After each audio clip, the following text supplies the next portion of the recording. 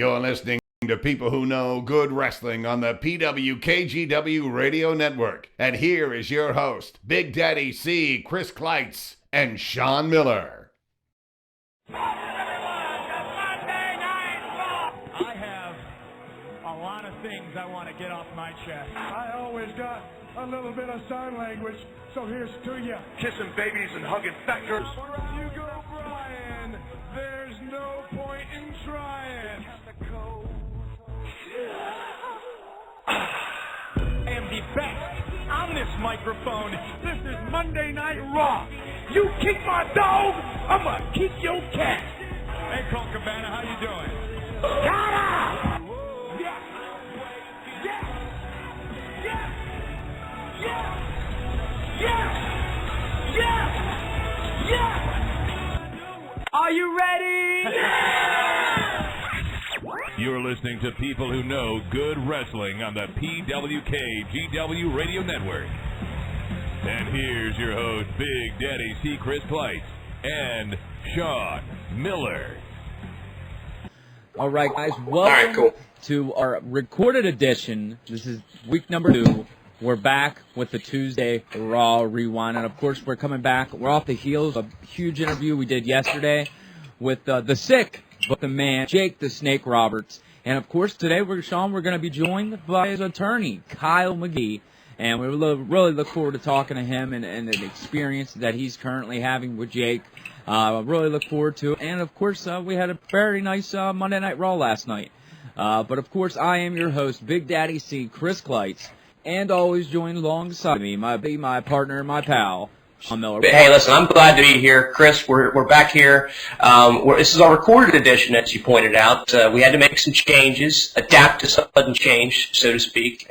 We managed to double book ourselves in a sense, I guess you could say. We've got our buddies from Under the Mats over there right now, live with Dan the Beast Severn. And this evening was going to be our hashtag MMA evening. And right now we're currently joined by host of Snake Radio, our good buddy, our pal here. Thanks for Kyle, are you live with us? Can you hear us, buddy? Doesn't even like me. I'm a heel already. You're a heel already. We gotta get into it. Ladies and gentlemen, if you're wondering why Kyle's here, listen, we didn't do anything wrong. Yeah, we didn't do anything wrong here. We didn't break any rules, any laws, or anything like that. Neither did Jake.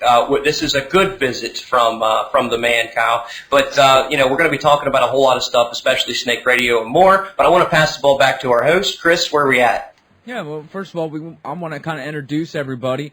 Again, Kyle, we've got to get into your backstory. We've got to know how you met up with Jake, how everything happened and unfolded to be where it is right now today. So if you kindly would like to introduce yourself to the PWKGW fans, tell us who you are, what you do. Sure, I'd be happy to. Just jump in if I start talking too much. Kyle Magee, live down here in Smyrna, Georgia, near the accountability crib where Jake lives. And the story's kind of simple, but also kind of cool for me. Jake moved here with DDP, and I live pretty close to him. And Jake and I went to the same gym. And we just started hanging out at the gym, like normal guys talking about normal stuff. And, not to get up too much into Jake's business because it's not for public consumption just yet. But he had some legal problems. When you go through Jake's problems he had in the past, there's some things you got to atone for or make good on from the past. And, he came to me with those while I was there. And we took care of all those. And then one day when we were talking about what to do next. Now that we took care of some of those things, we're like, okay, Jake, what do you want to do next? And that's when, my brain started churning about all the things we could do with Jake the Snake. And Snake Radio was one of them. Who would want to hear a podcast with Jake, who in my opinion is one of the greatest, or if not the greatest performer in wrestling history. So that was it. I lived near him. We went to the same gym. He introduced me to DDP Yoga, which has been great to me. And then I became his attorney and friend, and then now his business partner with all these different projects we have going on. That's the short version. And there's tons of them. There's tons of what, projects? Yeah, man, tons of projects, tons of possibilities out there going on. Yeah, there really are. Probably the most one that's going on right now is I'm actually helping review and edit his first book, and it really is kind of a jaw dropper at times. Some of the things that he went through and did, and it's going to be great. And even this first book, I was kind of worried at first because the first book is about his childhood up and through the time where he enters Vince McMahon's office to go to the WWE. And I was thinking that may be too much of a tease to the audience because, that they know him from the WWE days. But everything I've read so far has been just really, really, really enthralling. So I really can't wait to get that out there and sell it to all these wrestling fans. I'm sure they'll really enjoy it.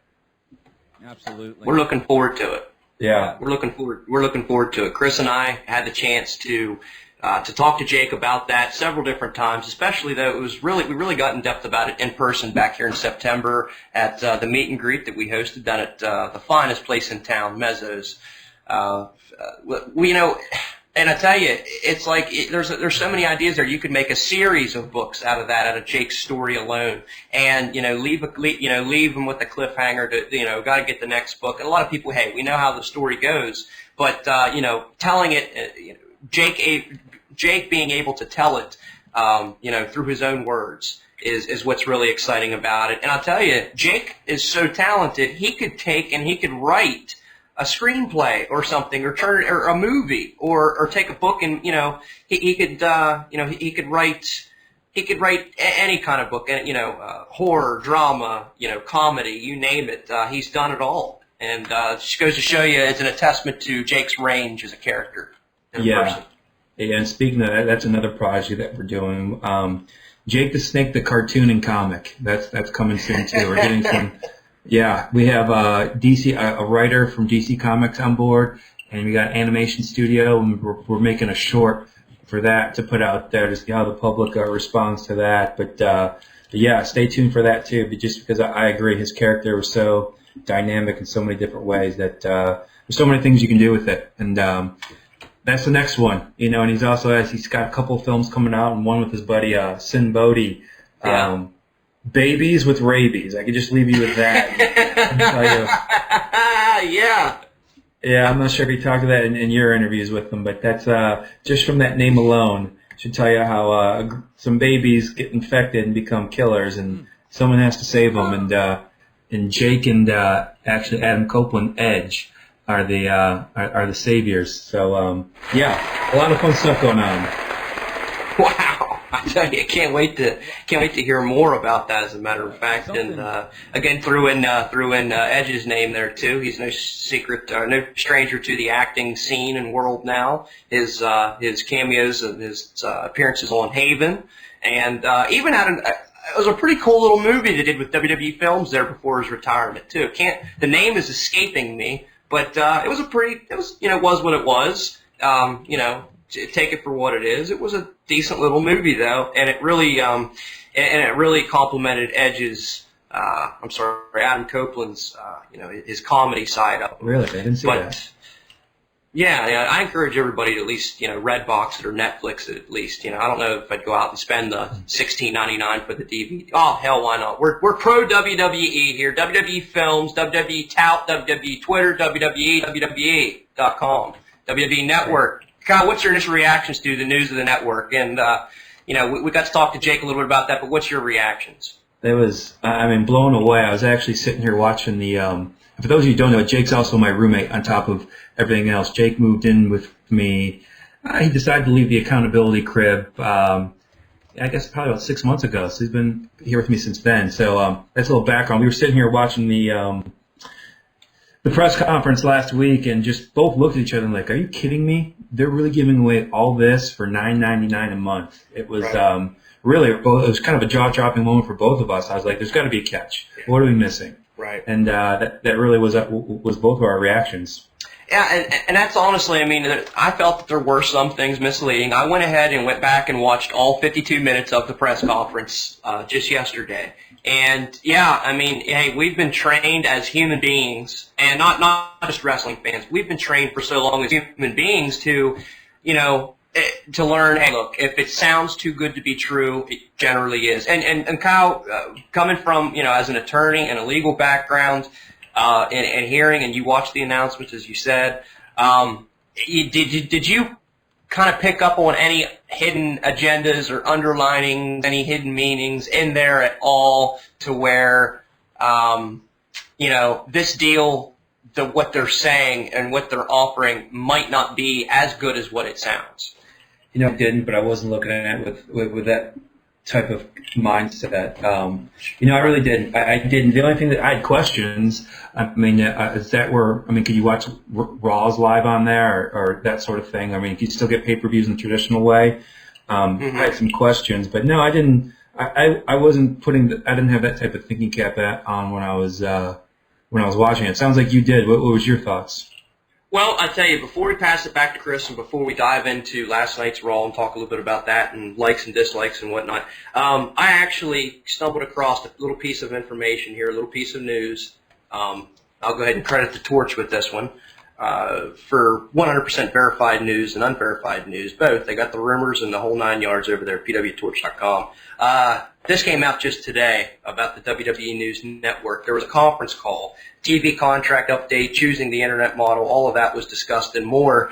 A couple of interesting things that were discussed in here, Kyle. I'm going to go ahead and read a couple of things here. McMahon said that the WWE came close to going with other network models, but opted WWE with the internet-based distribution model for several reasons, including WWE believing that online viewing will overtake traditional TV viewing over the next few years. And I think in that statement there, it's safe to say that, look at the influx over the last 5-6 years, and DVD box sets and things like that are now offering everything on demand when you want to watch it. People with their busy lives don't have the time to always stop when they say to watch, hey, they're kind of telling me to watch this show when they want us to watch it, when they put it out. I want to watch it when I have the time. Sometimes people like to sit there and catch up on a whole fucking series. So it sounds like the WWE may have made the right decision. A lot of people were questioning, hey, MLB networks on TV, NFL networks on TV, why not WWE?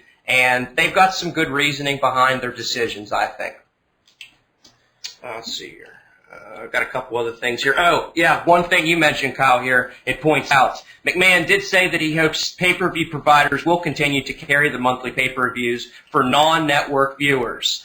It was acknowledged the issues with DirecTV, but it was said that they will continue working with traditional providers. So with that said, I do think that we will see pay-per-view offered, in a traditional way that has been for years. But overall, I think it would be interesting to see if they could kind of force the audience to kind of gravitate towards that network. And with the price cuts and the reductions, they're making a hard case for sure. Yeah, absolutely, no doubt about it. Considering you can get everything the WWE has to offer for the price of 2 pay-per-views, right. It's a tough deal to pass up. That's for sure if you're a wrestling fan. Right. Looking forward to seeing how all of this comes to fruition. The launch date is what, February the 17th to the 18th, Chris? Can you confirm that? 24th. I can confirm that. It's the 24th at 11:05. Gotcha. Well, we're looking forward to it. We'll be there. The one thing I did hear is they're making you buy 6 months up front to get that $9.99 price up front. I believe that's what I read also. So, stupid question.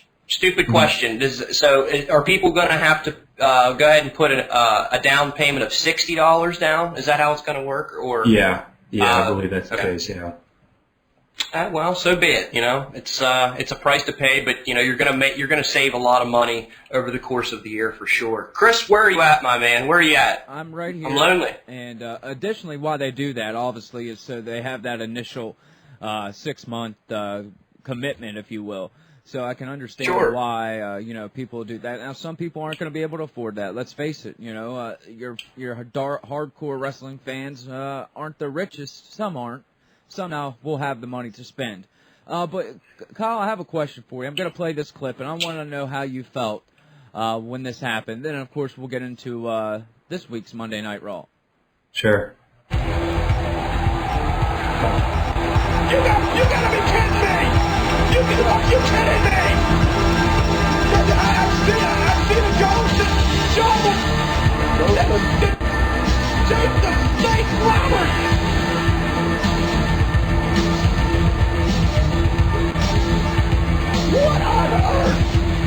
It's a lot here. Of course, we heard Jake's initial reaction last night.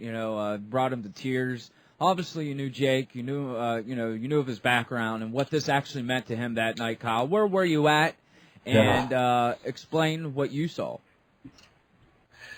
Yeah, Jake wasn't supposed to tell anyone, even me. And I didn't really force his hand, but the story he told me about a sick family member, I kind of pushed his hand and was kind of being like, okay, we got to cancel this, we got to do this, we got to do that. And so he's kind of like, all right, listen, I hate lying to you. This is what's really going on. So I knew the night before.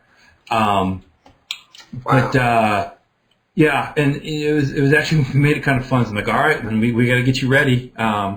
And it was a good feeling, and it was that. I mean, I know we can get into it more after, but Jake and I have been through a lot this past year with all the problems he's been through, and we've been through together.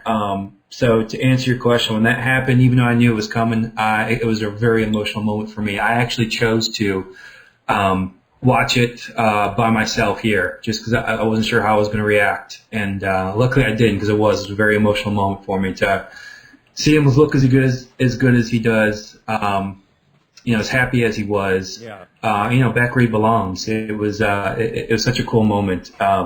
DDP also knew, and he set something up at his house with his camera crew to have everyone have a party there to film everyone's reaction live there. And I was supposed to be there, but no, I just couldn't. And it was a very, very emotional, very cool moment, and kind of was a good milestone certainly for him and also for us and everything we're trying to do. It was really awesome. It really was awesome. It was very overwhelming for me, even though I knew it was coming. I didn't even know the whole setup and when it was coming out. So it really was a cool moment.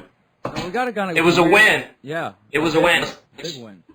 But Sean, I'm going to ask him the question that we were kind of asking each other. Is that did Jake walk out of the house with the leather jacket and the purple shirt, or is that something WWE had given him? Nope, that's he and I got that together. Oh, wow, great. Yeah. Wow, yeah. Hey, all right, man. I actually took we figured, now listen, Go ahead. Go ahead. Now, I was going to say, I told Chris, I said, I guarantee you, Jake is such a laid-back, simple, easygoing guy. He probably showed up in a Snake Radio DDP shirt and was, hey, I'm ready to go. What do you need me to do? Put me in, coach. I'm ready to play. And I figured it was like a Shawn Michaels, Vince McMahon deal, like where Shawn will come back in his camo and his duck boots, and he'll just, just to piss Vince off. Now, obviously Jake and Vince not, working together in so long. I figured Vince probably said, "Hey, Jake, old buddy, old pally, let's get you in. Let's get you in the leather jacket." And and I figured it was something over the top. But Jake looked great, like you said, man. I'll tell you, he looked like Jake Roberts from 1992. And people can say what they want. The look on that man's face, the expression, it was. I know what you mean by Kyle when you said that you had to be. You wanted to kind of keep to yourself. You wanted to, kind of live that moment there. You didn't want to be around anybody. I get it, man. I get it. Chris and I were emotional about it too. The only thing that pissed me off is this. Here's what pissed me off. I'm sitting there and I'm about a half hour behind everybody else. You guys watching Raw. I had to tune in a little late. Had to catch up on some. What the hell was I? On the phone, something, Puerto Rico. But anyhow, I finally get to sit down. I'm sitting there and watching it. They just got done announcing all the legends, Kyle. And they just, they brought them out for one last hurrah. Bad News Barrett does his thing. And I'm thinking, okay, well, that was a pretty good night of the legends. It's a shame we didn't see Jake. Next thing you know, get that text message from Chris. Jake the Snake. And I hadn't even seen it yet. So there was the spoiler. It was...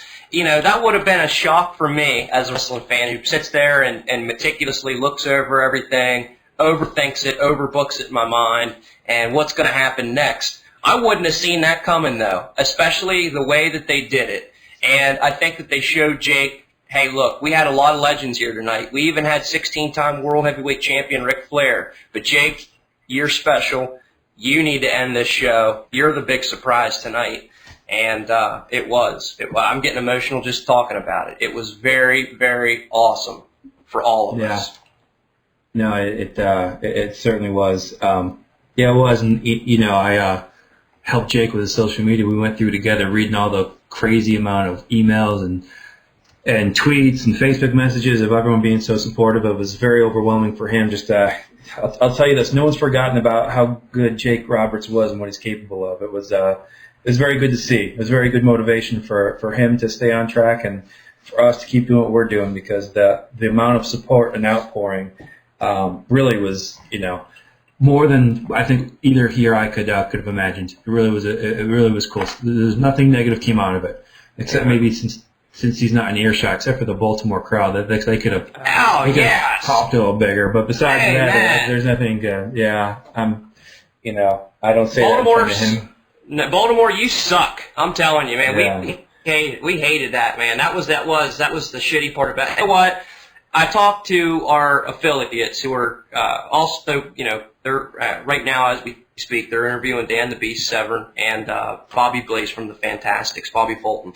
But we had them down there, and we were actually going to try to utilize them in a journalistic reporter fashion. And it was so freaking cold and frigid and bitter. And I think because those people being out there, and they said that from what I heard, it was even cold inside the arena. But still, that should have got them up on their feet, man. When Jake Roberts comes back, I think had that been done, Kyle, had that been done in Madison Square Garden, or even down the road in D.C. at the Verizon Center, I mean, on anywhere else in the country and the world would have exploded. And you know what he did? He got a great reaction, but it wasn't what it could have been. You know what I mean? Yeah, no, I certainly agree. I mean, it took me, I must have watched it 100 times so far. That's the really only bad part about it. I mean, like you said, the way he looked, to his wardrobe, to the way he walked down, and then when he got close to the ring and actually kicked in the Jake gear and turned his back and threw the snake in there and really became Jake Snake for a little bit. Yeah, it really was all perfect except for that the crowd reaction. But hey, I mean, I hope it's not the last time. No. I hope he gets another chance for that. Certainly, and let's hope it's January 26th in Pittsburgh at the Console Center. Obviously, we're not confirming anything here or denying, but that's about as far as we can go with that. The rumors are flying around, about Jake in the Hall of Fame, Jake at the Royal Rumble. What's for sure right now is nothing's for sure. You got to tune in to find out. But hey, you know what? We could kiss and hold hands and talk about this moment forever because of how perfect it was. But let's go ahead and change gears here. Chris, Sure. Get us back on track. Let's dive into last night's Raw. Let's talk about a couple of things about it. You go ahead and start us off, Chris. That's what our Tuesdays are about, guys, and it's a time that we go over, we rewind, if you will, Monday Night Raw. We'll kick it off with John Cena defeats Damien Sandow to open up Raw there. And, of course, we've seen it before with them, too. We've seen the little feud they had going on, the build-up before Money in the Bank cash-in October. Sandow fought with renewed urgency and forced the Cena Nation leader onto his heels almost instantly. But, of course, as we said, John Cena defeats Damien Sandow. I thought it was a good match. I know you're a big fan of Damien Sandow, Sean, but this is one of those matches kind of off guard. You wouldn't think that Cena, again, would go against Damien Sandow, but he is giving those middle card, lower card guys that help, if you will, even though defeating them. Elevate. Makes them look good. Elevate. Exactly. But I thought it was a good match. Especially in Damien Sandow's case, it just kind of, helps his stock, whether it's a loss or a W in the win column. A lot of people were up in arms about Sandow's recent push or lack thereof. And, I think it's just you chalk it up to, hey, it's WrestleMania season. They got a lot of stuff going on. And, things will pick up for Damien here in the weeks to months to come. How did you feel about that particular exchange, Kyle? I thought it was a good match. I thought Damien performed really well. I really like his heel character. I really like what he does. The thing that got me about that match and me being being Jake's guy is the spot where, I can't remember who did it to who, but I believe Cena gave Sandow the DDT off the second rope, and Sandow kicked out. And I have this conversation all the time, and Jake does to a lesser degree, of how they've kind of made the DDT a spot instead of a finishing move, and how much it still angers so many people. But that match, it was good. I thought it was a very good match by both parties. Really, I think Cena did some great things in that too, and Sandow showed what a good worker he was. But the thing that stands out in mind there is you do a DDT off the second rope, and the guy, it's not a finish. Just right. What they've done to the DDT over the years is, it upsets me, and it certainly upsets Jake. Watered down. If they've watered it down, it's a move where, and again, we talked about. It used to be the move, exactly. It used to be the move. When you seen it, it was to finish the match. It was a 1, 2, 3. This guy, this person wasn't getting up after that. They were there for the 3 seconds. Not just that move. Other moves too. But the DDT probably being the most notable today, used so often, and no thought put behind it whatsoever. We've seen guys like The Rock. We've seen guys like Edge. We've seen Ravens even flow DDT, variations of it, but none quite as devastating or measure up to the original. Chris, with that said, that took us into our next segment of the evening. Go ahead. Yes, where we've seen the Big Show basically steamroll Jack Swagger. Of course, not too much to say about that, even though Zeb Coulter got the worst of the evening, if you will. From Big Show, but really not too much about that. I'm glad to see the beast, the giant that the Big Show can be, and not this big baby, if you will. I'm glad to see the Big Show back in full force, and hopefully putting this pledge towards Brock Lesnar. Amen. And, hey, people were wondering and starting to question and ask, hey, what's going on with the Big Show? What are we going to see him do? Here coming up at the Royal Rumble, what are we going to see him do at Mania? Where does he fit into this fold? I think it's been announced. It's official. We're going to see Brock Lesnar versus Big Show at the Royal Rumble, live Console Center, Pittsburgh. Looking forward to that. Haven't seen these two lock horns in quite some time. I want to say it's been since 2003. I think they were the first two to break the ring like that on live television too. It's escaping me, damn. But Kyle, I'll tell you, a lot of matches are being thrown around and talked about for the Royal Rumble, including the Royal Rumble match itself. Where does the Big Show and Brock Lesnar stack up on, your proverbial fantasy match list, your wish list of matches that could take place at the Royal Rumble, January 26th. Yeah, it's such a, with Brock Lesnar, whether it's the UFC or whether it's the WWE, he just always creates a lot of buzz, and I think this match is no different, just because of the size difference. When you saw them standing next to each other last week on Old School Raw, like, wow, Brock Lesnar's a monster, but it just shows you how big the Big Show is, so I think that adds to the intrigue quite a bit. And the Big Show, when they book him correctly, is that monster that he should be, that seemingly unbeatable force. So, I'm really looking forward to what those two could do and where that story could go. I think it's could be a great thing for both of them. Here's a question I got to ask all of us real quick. When Big Show threw Brock Lesnar across the ring like a rag doll, did you guys believe it? Really, after the stuff we've seen with the Big Show over the last 6 months, could you really believe that Big Show could have done that physically? I'm sure he could have. Absolutely. But, we've said this before, Sean. We've said that what they've done to the Big Show character over the last year, since the whole rumor about him going to New Japan. He's been hot and cold. He's been a giant. What he really should be, destroying everything to go into that big, sissy. If he does, but what makes him different than, let's say, a Brodus Clay and his recent change of heart, so to speak. What makes him different than the other monsters or the other wrecking balls, so to speak. It's like everybody was so up in arms about Ryback, when he first burst onto the scene. The comparisons were made. Oh, he's just a knockoff of Goldberg, or he's a knockoff of this or a knockoff of that. All I know is because, not just because I'm done talking about this particular situation, but all I know is that. And I'm going to credit Ken Shamrock here, who's not here with us now, like he should be, but he spoke on this just a few weeks ago with our affiliates. Brock Lesnar could have been potentially literally the baddest man on the planet. I mean, he could have been the strongest, toughest, best UFC fighter of all time. And those are the words of Ken Shamrock. Certainly, Ken himself was a pioneer. Especially in the early ages, the early days of UFC and MMA fighting here in this country. But and it would be nice to hear from. I don't know what happened there. Dropped the ball with that for sure. But yeah, Chris, Brock Lesnar versus Big Show. We've seen it before. We're going to see it again, January 26th at the Console Center in Pittsburgh. Get your tickets, Ticketmaster.com. Look forward to everybody up there. Also, Chris, we've got to put this out here too. January the 25th in Pittsburgh at Shenanigans.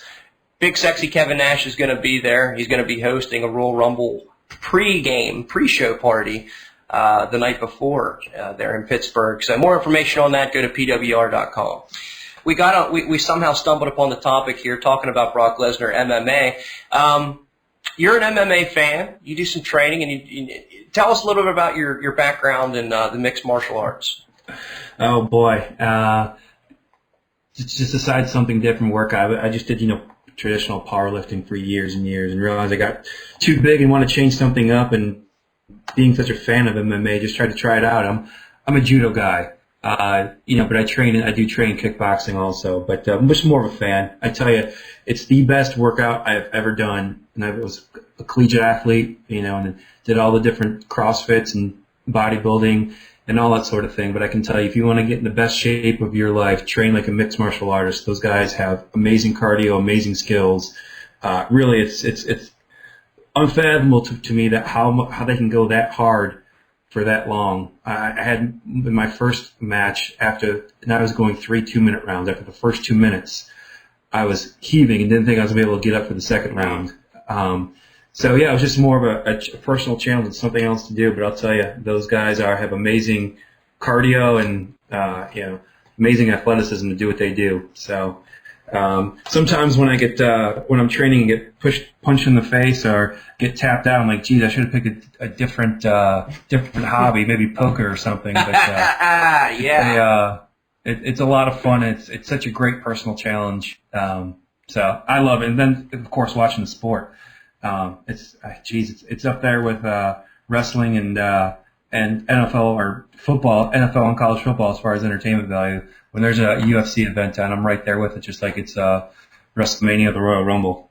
Well, you were talking about it, and talking about workouts. Speaking of workouts, I know you can get some great workouts, training like a mixed martial artist. But another great own yourself and own your life is the DDP yoga. We can't say enough good things about that. Of course, we know Jake's affiliated with that Team DDP Yoga. We talk about it here, on the show often. We've had the likes of one of their newest trainers, Michael Manna, aka Stevie Richards, the current Extreme Rising world heavyweight champion.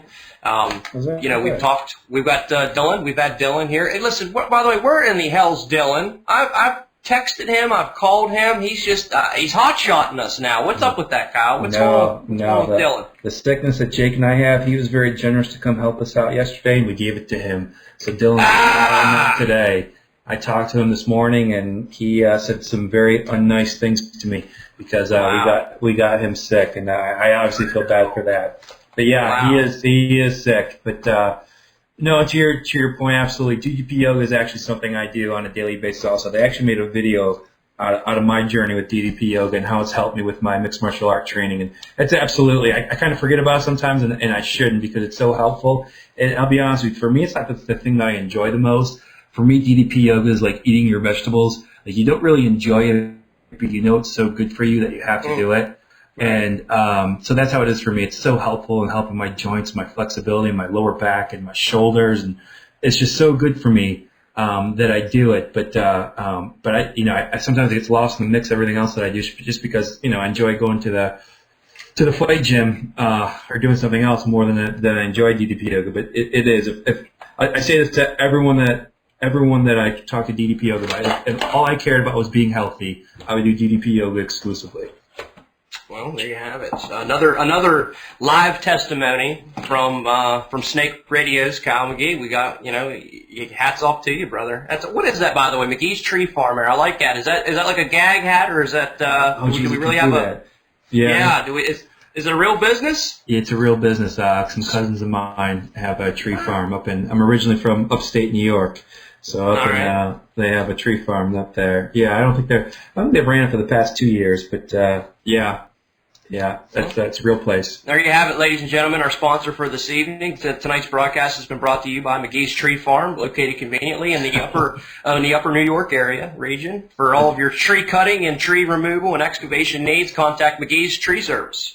I know where I want to go. One thing that I was absolutely shocked about on Raw last night was Randy Orton doing the job for Kofi Kingston. Hey, amen.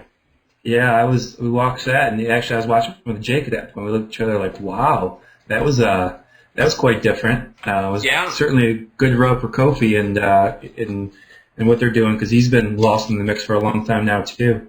You're right, and I'll tell you, I'm going to refer back to something here, and I'm going to go ahead and pull it up. Kyle, myself, you, and Chris will be able to look at this. We're recording, so we'll hold on. Let's see here. Randy Orton. Let's see. Randy flips out. Yeah, let's go back here. Let's go back in time. Let's do a little time travel, if you will. Let's go ahead and we'll working on our flux capacitor here, and blah blah blah blah blah, and traveling back to the future. Let's go back, Kyle. Let's, you, me, and Chris go back to 2009, 2010, if you will, going back in time here. And there's the bell. We're back. We've arrived. Kofi Kingston, Randy Orton, here a few years ago. That program started, and we all thought this was going to be the rise of Kofi Kingston. We thought, here we go. They've put all the eggs in his basket. They're going to move forward with this guy, and we're going to see Kofi break out and, just become, infiltrate the main event scene, become a top-tier player, if you will. He was on the rise. He started that program with Orton. Then one night on Monday Night Raw, Kofi I guess, messed up the finish, and the rest is history. We've seen Orton literally come unglued on Kofi, live on Raw. And, it was talked about for days, weeks, and months afterwards. After Kofi's fall from grace out of the middle card tier, it's all but been forgotten since. But last night, I think it's had to have been on the minds of a lot of fans tuning in. The Randy Orton Kofi Kingston match. Kyle, I'll tell you why I was happy about this upset is because of this. The WWE for so long has created this idea. And the fans, we as fans can kind of sit there all right, well, we know that this is going to happen. We know so-and-so is not going over so-and-so and blah, blah, blah. They have lost the element of surprise. And, for fans, if you're a Kofi Kingston fan, and for the past several weeks you've seen him, lose to this guy, lose to that guy, maybe pick up a win over Miz or Damian Sandow here and there, but then, you put him in a match against Randy Orton, and you think, well, God, we know where this is going, So it was a big surprise. It was an upset, and they've reestablished the idea that, hey, on any given night, any given week, any given time, any of these superstars can be inserted into a match against a champion, against the main event player, and still have a chance, and maybe even win. So I think it's great. I think it's good for the fans. It's good for the young fans, the old fans. It's good for everybody. I think everybody wins, and I enjoyed the match. So, Kyle, you brought it up. Do you care? Would you care to delve in a little further? Maybe any other particulars? No, you agree, because I just figured that what they do so many times is they're just going to put Orton over. Easily, or even at a good match. You never thought that Kofi was going to win that match. And in fact, I do agree with that element of surprise. That's one of the things that Jake talked about last week, is how much they kept his return a secret, is reintroducing the element of surprise into wrestling, so it's not so predictable. Right. People will watch, more often with more intrigue. But so, yeah, no, I agree. It was something I don't remember that incident with Kofi. I mean, I know. Orton did that with Mr. Kennedy back in the day, but I don't remember the incident with Kofi. And again, I've never been in a match. I've never been in a ring. I can't tell you what was going through those those two individuals' minds at that point in time. But we'll try to go ahead and pull this up. But Chris, I'm going to go ahead and I want to bounce back and see if Chris is back with us yet. Chris, are you back with us, bro? I am back. I am here. I did want to add on that, though, Kyle, you're right. And I said 2014 is definitely going to be an unpredictable year, and that's something they need brought back to wrestling. Very unpredictable, and it has been so far. So, like we said the other night, Sean, if the creative writers stay on track, and if something does go wrong, fire the writers, not the talent. Yeah. Hey, Kyle, we'll go ahead and we can add this in at the end of the show as well. But so that way we don't forget. Kyle, go ahead and give us all of the social media information on how people can find Snake Radio. Yes, we broadcast the Snake Radios. Well, actually, you can find them on JakeTheSnakeRoberts.com. There's a link for Snake Radio on there. Also, Facebook /Snake Radio. We have it there also. Behind the scenes of Jake's return. Tell us a little bit about, are you going to be doing any special guest interviews? You're going to be doing some live in-studio type deals? Yeah. Obviously, with Dallas and Scott and Luger and a lot of guys around, that makes it really easy to have some. We have some guys who are, not wrestling guys either. Steve-O from Jackass, he's there you go. Yeah, and I think he's phenomenal. He's got a very similar life story to Jake.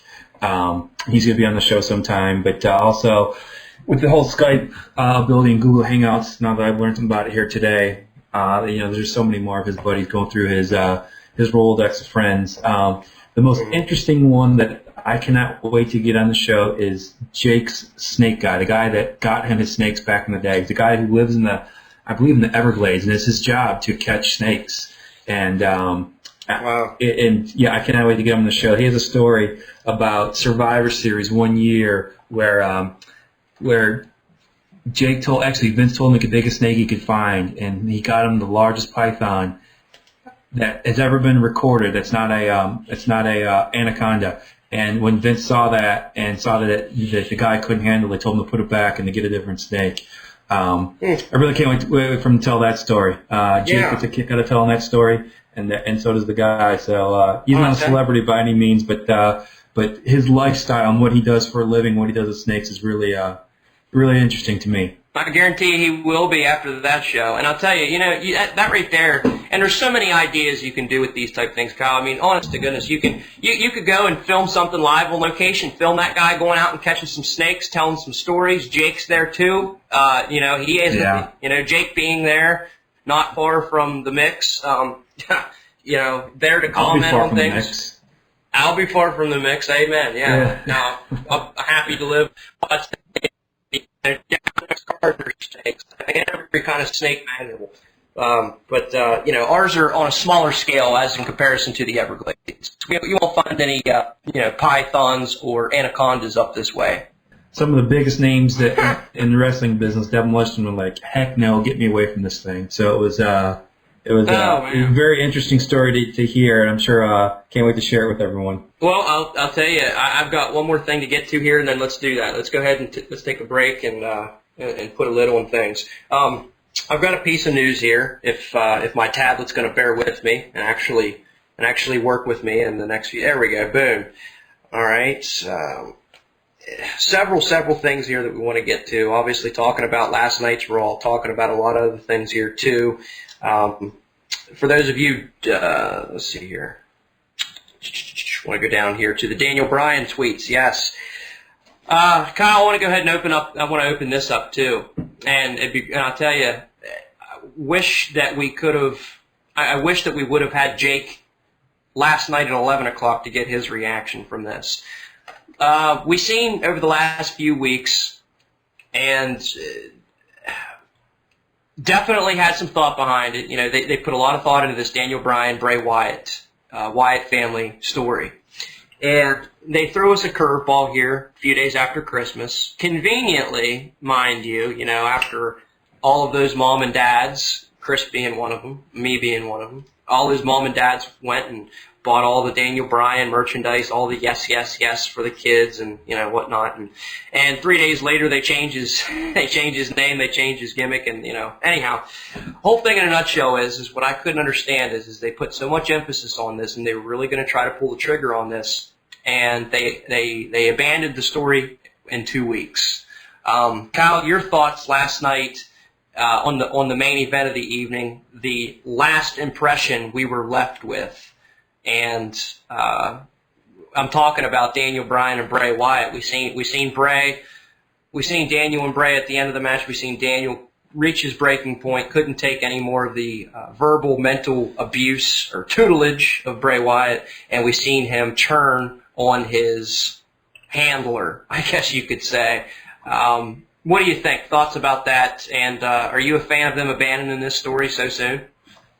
I wasn't a fan of it at first because I didn't think they let the story develop. Right. And it usually takes time to develop these sort of things. But the thing is, if you were any sort of wrestling fan, you knew this point was coming eventually. It's just a matter of when.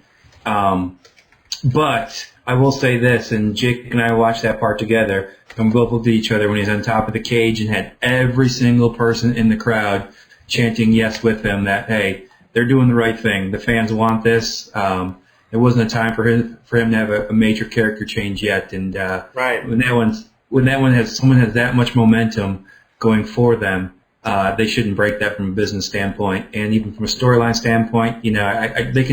They can make this work, thinking that it was a small misguided decision for Daniel Bryan. Now he's back to his normal self. But I guess the lasting image was how over Daniel was on top of that cage with the whole crowd just behind him 100%. And how about this? I mean, there's a couple of different ways they could have, I know in a sense it could have been like putting a Band-Aid over a gut wound, but honestly, how about let the crowd have that, tease it. Brian, escapes from the kiss from Sister Abigail, his finishing move. He escapes it.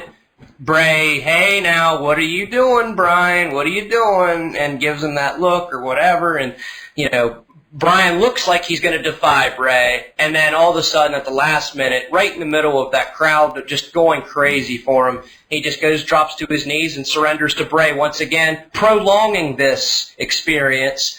People asking, begging that question, when are we going to see Brian smarten up and realize this isn't the way to go? I think they could have carried this into Mania. I think they could have spun this several different ways. And I don't know. I'm just not a fan. I thought, okay, if they're going to do it, but don't cheapen it and don't water it down and take it from us after 2 weeks. Yeah, no, I completely agree. They didn't give it any sort of lifespan or do anything with it except for the first couple of weeks. They could have done a lot more with it, but. Yeah, I still think, and they're still going to bring it out to WrestleMania. It's going to be Wyatt versus Daniel Bryan feud through WrestleMania, if I had to guess. They see this crowd going nuts for a guy who's got long hair and a long beard standing next to 3 other guys with long hair and long beards, and associate that as them all together. They're all a family. It could be misleading. So I understand they were maybe worried about running the risk, but they should have never done it in the first place if that was the case. Or they should have abandoned it the first, they should have abandoned it the first 5 minutes it came to fruition. He joins the Wyatts, then up the ramp, he turns on them. Or prolong the damn thing, make him destroy the Wyatts from within. But, I think this way, obviously, I would have been nice to see John Cena. Let's look a little far ahead. Let's do some fantasy booking here. We're going to see John Cena versus Randy Orton at the Royal Rumble pay-per-view for the title. Let's say Orton drops the title to Cena. We see Cena and Bray Wyatt come to fruition. We see that feud leading into Mania. We see the Wyatts out at ringside at Mania. Bray gets everybody's up in arms. This is what we're going to see. This is the last thing we're going to see at WrestleMania. Come on, Mania don't end this way. It's crazy. And then we see Bray somehow, very reminiscent of the old WrestleMania 9, with Bret Hart, Hulk Hogan, and Yokozuna.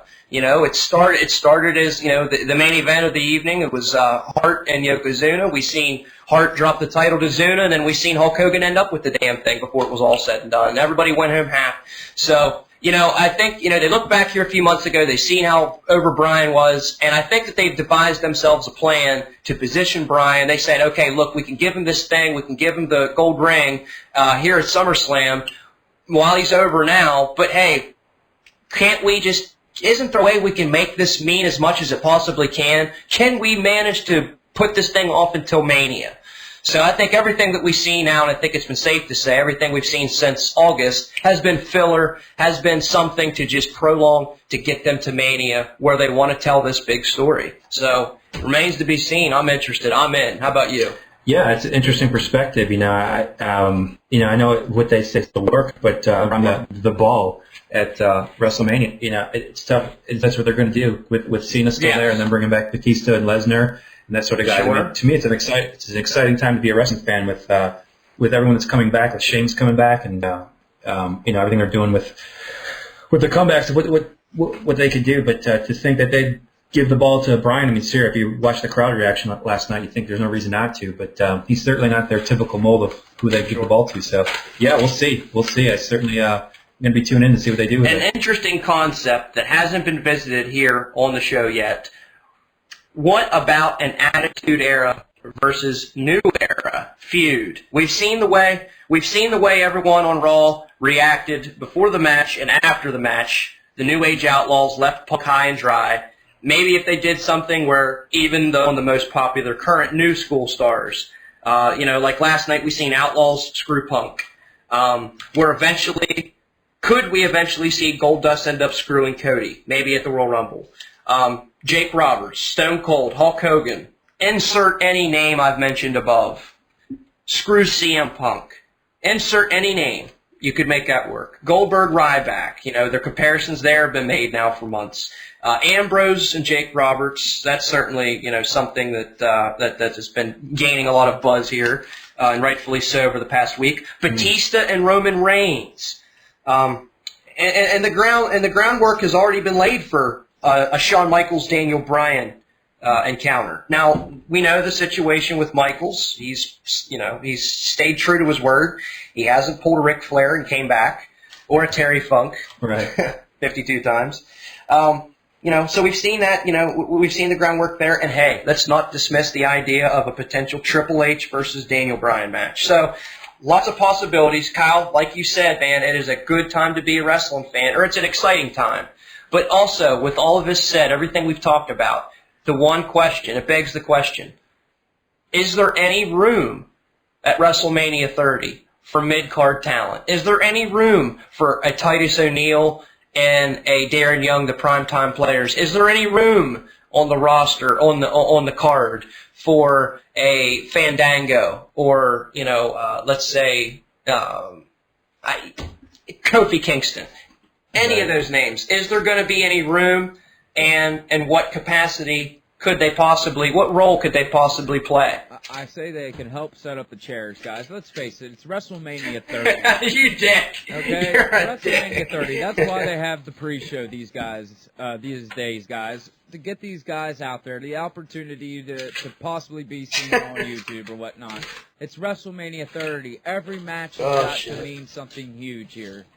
Yeah. Now, even though it should, it probably won't. But what can you do? No, it shows you how fickle the wrestling business is. I mean, Fandango was going to be on top of the world, and the Miz a couple years ago, I was here in Atlanta when he headlined WrestleMania. I bet he will be on this year's card. It's a fickle business. I agree. It's the biggest card of the year. It's WrestleMania 30. It's going to be a star-studded event. I think a lot of these guys are going to be left out in the cold. I just want to see a Jake versus Ambrose match. That would be pretty awesome. How fucking cool would that be? They work really well together, and I think their mic skills by Ambrose does. I really like he does. The way he works. With the whole fantasy thing that WWE put out, and the way he talked about Jake on SmackDown the week after. I mean, listen, I to be very honest, I know nothing, but it's certainly a good way for them to go. And, honestly, they could tell several different stories out that they could do something where Jake doesn't even have to get in the ring. Jake can tell a story. The man can tell a story with his fucking eyes. Yeah. Open or closed. Yeah. So that's the thing. And there's so many ways you can utilize Jake and then insert Jake. I tell you, with this WWE Network coming up and the idea put forward of and this is what they needed. They've introduced it and they kind of teased it on pay-per-views where they put together an all-star panel, cast, or roundtable of former WWE talents, managers, wrestlers, stars, whatever, and take a guy like Jake Roberts and, hey, look, utilize Jake, let him talk to the audience about, and let him tell us why we need to be excited about this. Let him explain why we should be emotionally investing in these matches and in these young men and women that make up the roster of the WWE. Let Jake do something like that, and I think it's only a matter of time before he's back with her. What did he say, Kyle? That's Jake Roberts in the background there.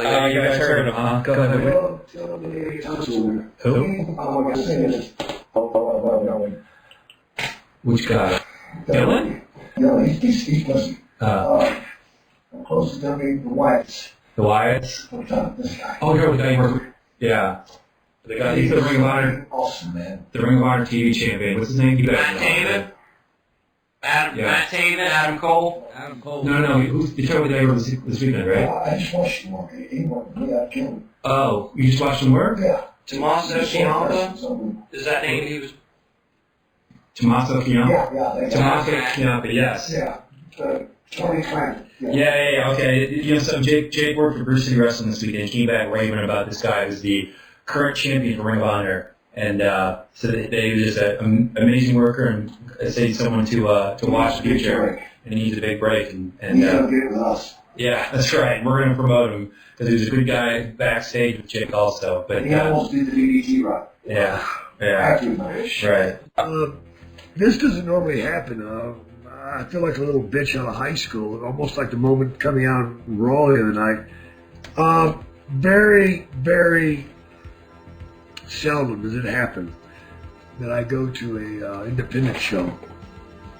And I enjoy myself because I'm with the fans, and the locker room is like hell.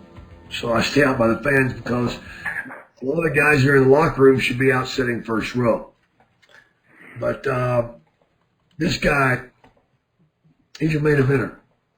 This guy, I've been bubbling ever since, not in a negative way. I was very excited watching him.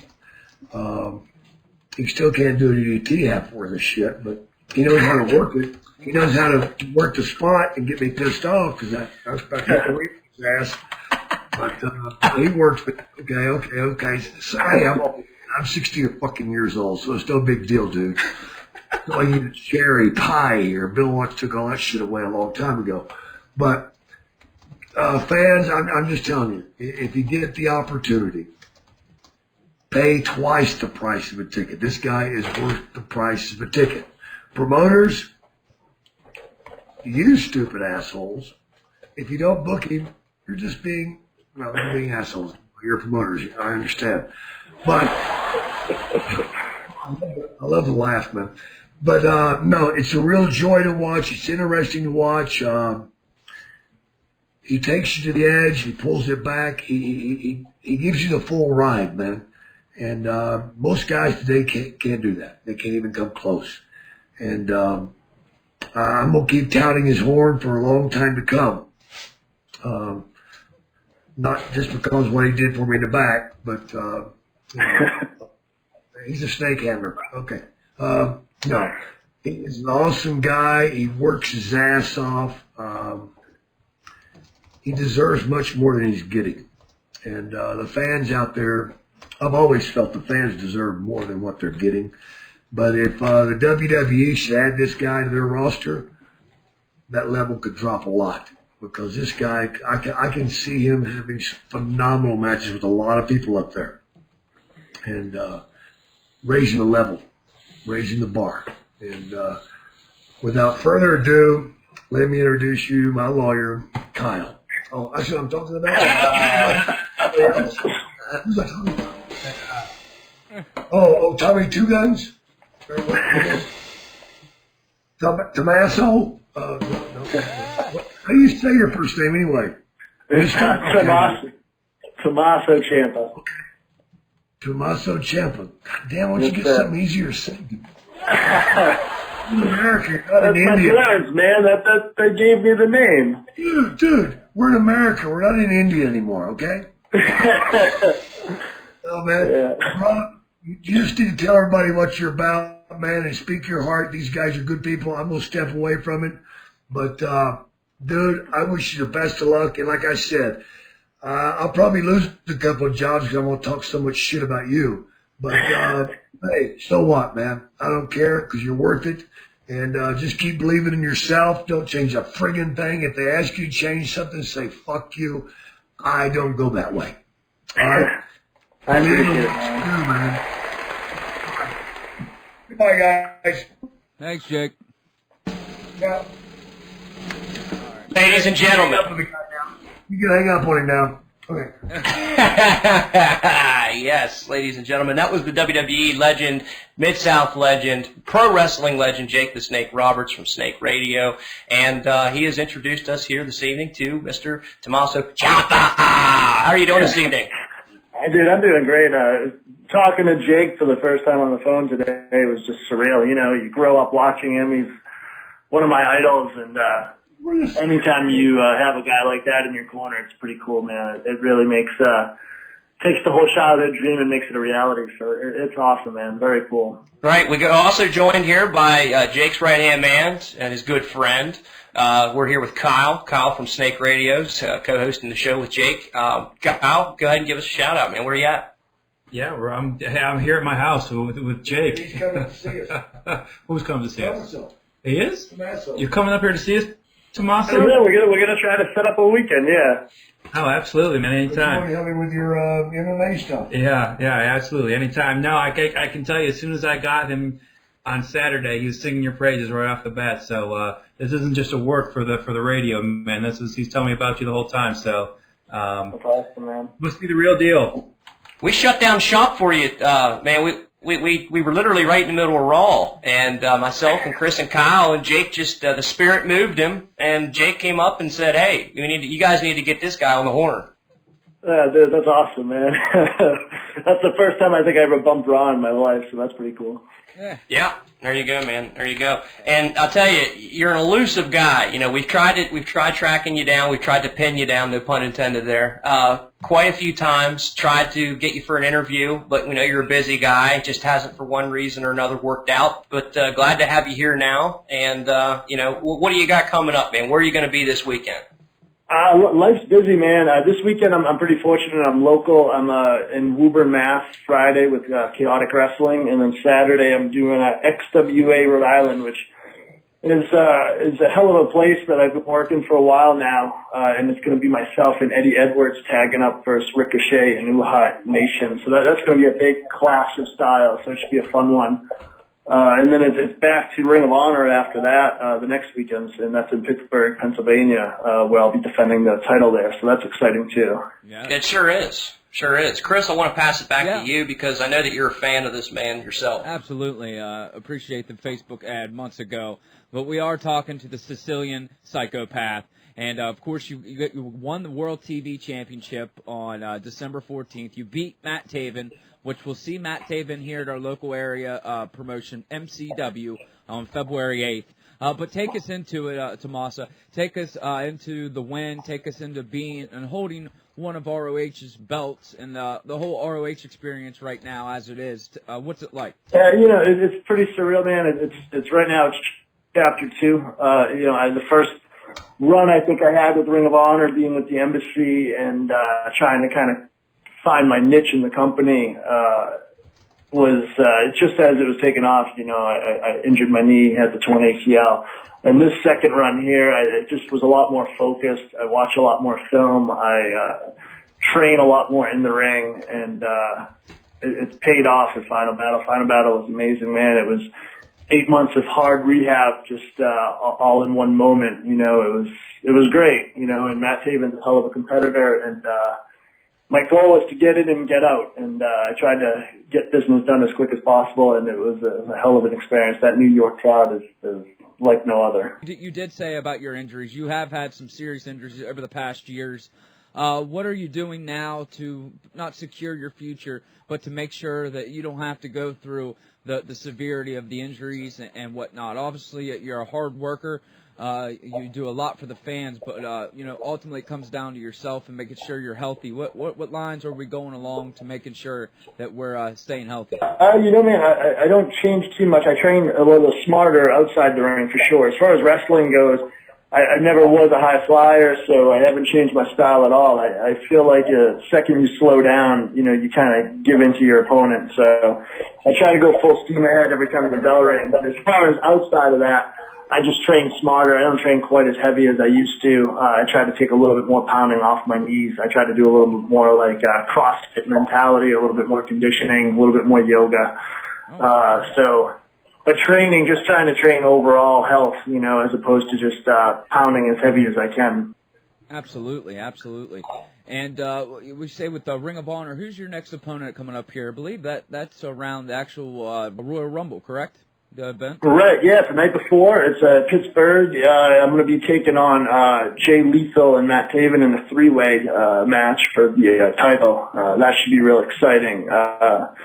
First time Jay and I will be in the ring together since my knee injury, and Matt Taven and I obviously have a pretty good history together, so I'm looking forward to that one. That should be an exciting match. I haven't heard from him either, but this is Kyle from Snake Radio. Jake's been singing your praises so much. I'm not into the indie wrestling scene as much as he is. What is the process? What is the process to be seen by the next level? Do people contact you? Do scouts come by? The other guys you've worked with have kind of made it TNA or WWE. How's that process usually work? I think with a company like Ring of Honor, it's just a lot of people start to notice who you are, and they start to see stuff. We're fortunate right now to be under Sinclair Broadcasting and be televised in different markets throughout the country.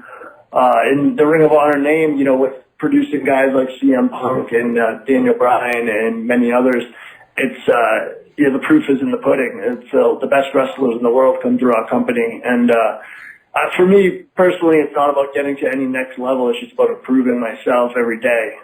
I'm just looking to have a better match next time than I did last time, so I don't really think about the future as much as I do the present. I'm very happy with what I'm doing. Wow. Great answer. Good for you. I do have a question. I noticed you spent some time in OVW, and with OVW closing down their doors, and obviously, you had some ties back the day. Was OVW still part of the WWE developmental system whenever you were there? Yeah, it was 2007. I was signed by WWE and sent down the developmental, and I spent the early part of that year there. I had been released probably about 3 months or so before the doors closed down. It was 2 or 3 big cuts, a bunch of groups of us, and I was part of the second cut. But yeah, it was part of the WWE branch. I guess it's similar to what they get down in FCW, but it wasn't quite as big of an extravaganza as it is now with the NXT and the tapings and the arena and all that stuff. What is your goal? Is it to hold the ROH the world title? Obviously TV championship now. Adam Cole, top of the company there. Is your goal next Adam Cole? Yeah, man, that's the goal, spot on. Adam and I have had wars in the past, and he's the guy who beat me in the heavyweight title tournament to move on and win the world title in Philadelphia in the semifinals. So getting another shot at him would be pretty much the highest thing on my checklist right now of to-dos. I would love to have a title versus title. It's never been done in Ring of Honor before. It's something that I beg and plead for, because I think one more shot with Adam, I'm pretty sure I'd walk up the title. Now, we've had Adam here on the show plenty of times. He won the Shamrock Cup and the World TV title the night before. Talk about him a little bit and what makes him so different and so elusive, if you will, and why you should have the title and not Adam Cole.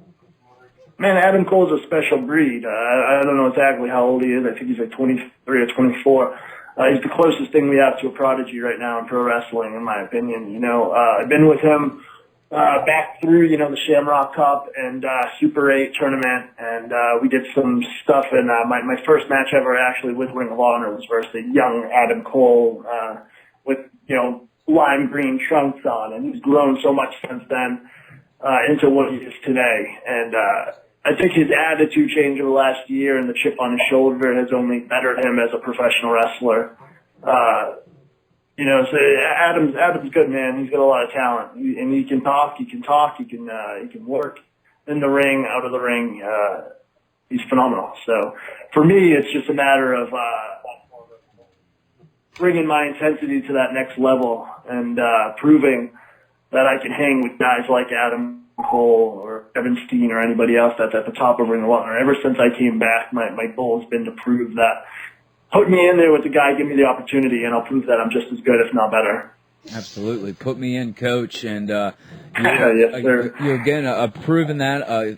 You can go to ROHWrestling.com and, of course, check out their upcoming events and whatnot. Real quick, Tomas, if you want to go out and give your Facebook and your Twitter information out, and hopefully we can land an actual one-on-one interview with you here soon in the future. For sure, man. Yeah, on Twitter, you follow me at Project Ciampa. The champ is Ciampa. And on Facebook, you can just look me up as Tommaso Ciampa. It's Tommaso. Last name Ciampa. I accept anybody, man. I like to have followers. I like to hear back from fans on stuff. And I'm doing a lot right now, man. I'm about to go over to England and Germany and defend the ROH television title for the first time, assuming that I keep it for that duration of time. So it's an exciting year already, and a lot more good is going to be coming. Absolutely, and I tell you, we were just talking to Jake before you answered the phone, and he's doing a petition, if you will, not an actual petition, but a petition to get you in the limelight, if you will. So you definitely have a great guy behind you here, especially Kyle also, really helping you to make that push. And I hope everything works out with that. You guys get up for a weekend together, and we here, people who know Good Wrestling Radio, will also help in the petition to get you back to where you belong, buddy. I appreciate that, man, and once again, to you guys and to Jake, it's pretty awesome, man. It's amazing to have a legend like him compliment your work. It's great. So I appreciate that very much. Absolutely, and appreciate your time, man. Thanks for picking up the phone, and again, we'll get in touch with you here a little later and set up a future interview. Okay, buddy, and good luck to you in Pittsburgh. Sounds good. Thank you very much, man. Thank you. Bye. All right, Kyle, that was pretty cool, man. Sean had to skadoot a little bit, but Kyle, if you want to one last time, go ahead and we're going to wrap up the show for tonight. Throw out your Twitter information, your Facebook, and, of course, I'd say if to book you for a gig, but I'm sure you can give out your attorney number also. Yeah. Follow Jake. That's the one thing I'm going to do, at Jake Snake DDT. And then the Snake Radios are on JakeTheSnakeRoberts.com. There'll be a link for Snake Radios there. Subscribe to his YouTube.com/Jake Snake DDT. That's what we need. We need people jumping on board there. I'm not too worried about anyone following me, but follow Jake. We got a lot of good stuff coming, and like I said before, and like he said, what happened on Monday was the end of the beginning. And not the beginning of the end. There's still a lot more to come that Jake and I are going to do together. So very excited about all of that. So be sure that you and all your fans follow us on this journey. I do want to say this, and you might get mad at me for saying it, Kyle. I obviously watch your YouTube videos of Snake Radio, and obviously you read the comments. And a lot of people I didn't think really knew who you were, or maybe wondered who you were, or why you're there. But I'll say this, after just talking to you for this last 2 hours, I'm glad that you're with Jake, and you have my much respect. And those people that write those nasty comments about you and your co-host can go bite a dick, I guess. But keep doing what you're doing. You're doing a great job, man, and you're leading Jake along that silver path.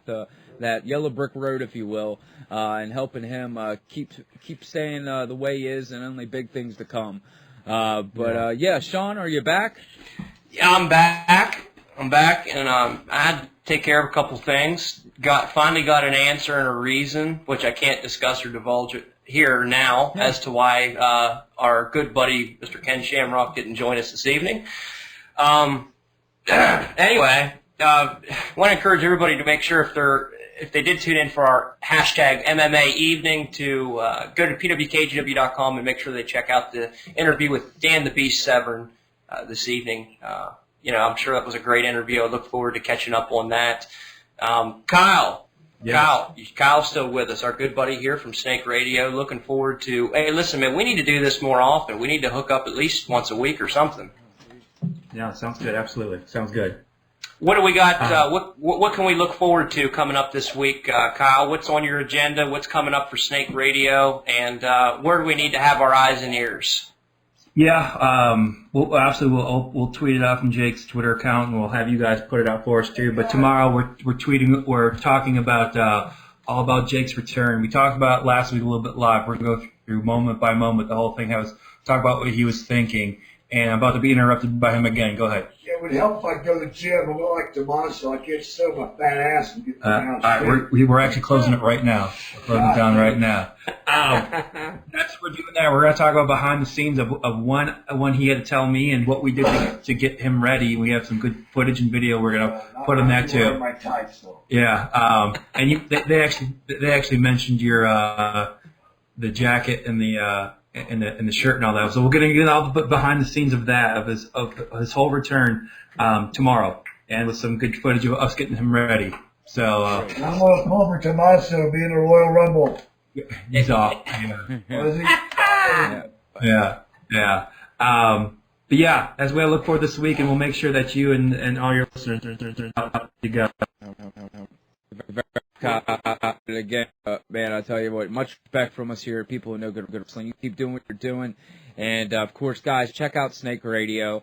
We'll put up everything that you need to know at the People Who Know Good Wrestling group page and the fan page and at PWKGW.com. So check that out. Kyle, thank you, buddy, for your time tonight. We had a great time, and we look for to have you here back in the near future. Okay, buddy? Sounds good. Same here. Okay, guys. All right. Have a good night, Kyle. Night, Jake. We love you, brother. Take care, guys. You. Oh, God. How do you live with it? All right, guys, you heard it. What a great interview. We were also joined by Tommaso Ciampa, of course, ROH TV champion. And I do want to say something, Sean. You probably just ran in the butt what I was saying, and you're like, what the hell? But I was saying to Kyle, about, you guys seen it, Snake Radio, you guys may have your regards towards people. Obviously, there's been a lot of comments. Kyle is shaking his head and agreeing with me. But, these guys didn't know who Kyle were, nor the co-host. Never given a lot of hard comments on YouTube. But I tell you, over the last 2 hours, we've got to give the guy the respect he deserves. Sure. And, listen to him. He's obviously, the man spent already 6 months with Jake, every day waking and sleeping. So, it's respect, man. You guys got to have respect. We don't need to see the shitty comments. So, but yeah, other than that, guys, what a great show. And of course, that's it. I'm done, man. I gotta chop this thing down and make it listenable. Yeah, seriously. I'm looking forward to seeing the reaction coming off the heels of this show. I think it was pretty solid. We got a lot of good stuff out, a lot of good content, and even managed to throw in a couple, 2 or 3 interviews, throughout the show too. Yep. So unpredictability, yes. Adapting to sudden change, always. Double yes. So, but Tomas, he said that he is down for further episodes, so we'll get a hold of him. He's on my Facebook page here. We'll get a hold of him and then something with him. Hopefully after here, he wins the ROH World Title, so that'd be nice. But of course, guys, again, don't forget you can go to iTunes, type in PWKGW, rate, subscribe, review. Let us know how we're doing over here. Download the Stitcher application for your iPhone, your Android, your tablet, and your car radio. Of course, guys, go to PWKGW.com. Check out the archive videos, YouTube videos, and everything there. Of course, also for Under the Mat Wrestling with Tech and NFC Game Boy. Guys, also, WrestlingRadioAwards.com. Interview of the year, male interview of the year. We're up there for Bruno and up there for Gunner. Media interview of the year. We're up there for Tully Blanchard. And don't forget show of the year. Please get over to WrestlingRadioAwards.com. Vote once a day, every day. And we appreciate you guys listening so much. And, of course, guys, visit us on Twitter at PWKGW, at PWKGWChris, Facebook at Facebook.com/PWKGW, 24/7, 7 days a week, 365 days a year. Group page at Facebook.com/groups/PWGW1. Sean, that's it for tonight. What a great show. I'm out of here, brother. Same here. Tune in. We'll see you this Sunday at 8 o'clock. We'll have more on what we're going to be bringing you throughout